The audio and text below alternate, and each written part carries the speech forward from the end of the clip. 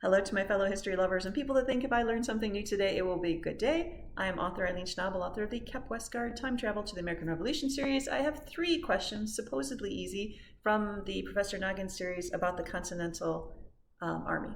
Number 1, true or false? The Continental Congress had the power to tax the colonies to raise money for the Continental Army. True or false? And that is false. And it will lead to a lot of problems down the road.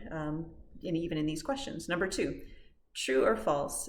George Washington had difficulty finding enough recruits to maintain a strong Continental Army. Is that true or false? And that is true.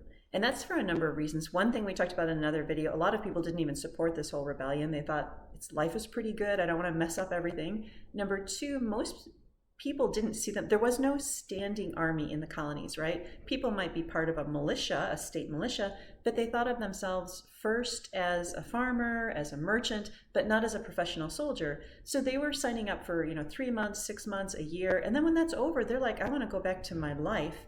And so every winter, Washington often would be like watching them disappear. And it was really tough to keep them together. And I'll add third in there that there were, because, question number 1, Congress cannot tax. There's problems getting shoes, uniforms, gunpowders, etc. And it creates enormous problems because Washington again and again says we're on the brink of disaster because it's hard to convince somebody to stay when you can't even give them what they need to survive in the army. And I'm going to add one more there, then we'll move on, is a lot of these guys were coming in from state militias, right? And they were used to doing things their own way, right? I'm from North Carolina, I'm from Maine, I got my own gun. And frankly, this whole disciplined army thing, you're lucky I'm here, I'm a volunteer. And it really, a lot of the credit for putting them into an army obviously goes to Washington. The more I learn about him, honestly, he's not mythical, no human is, but he was an amazing man.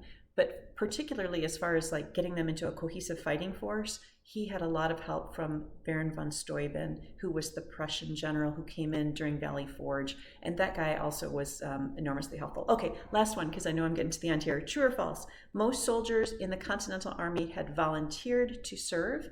And that is true, but the way they worded it made me wonder real quick, like who hadn't volunteered? And it turns out toward the end of the war, some people were being drafted into a state militia, but then the state militia would be assigned to support the Continental Army. And then the last 2 is sometimes both prisoners or enslaved people were given, and it was rare for prisoners, but a few of them, freedom in exchange for serving. Okay, that's all. Thank you. I'll see you tomorrow.